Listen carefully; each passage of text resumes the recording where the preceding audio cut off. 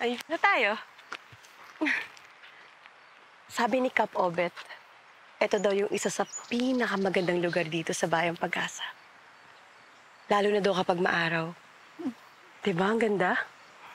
It's beautiful. Thanks, Tita Jane. Of course. Siyempre gusto ko nakakalabas-labas ka naman para masaya ka. I'm scared. Protektahan kita ng buhay ko.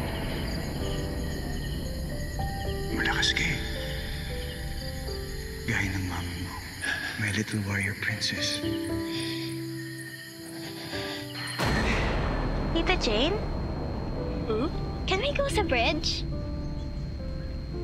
Pwede. Gusto mo? Hindi ka natatakot?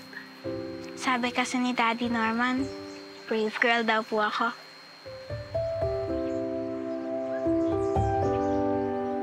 Tama naman siya. Gusto mong pumunta doon. Tara.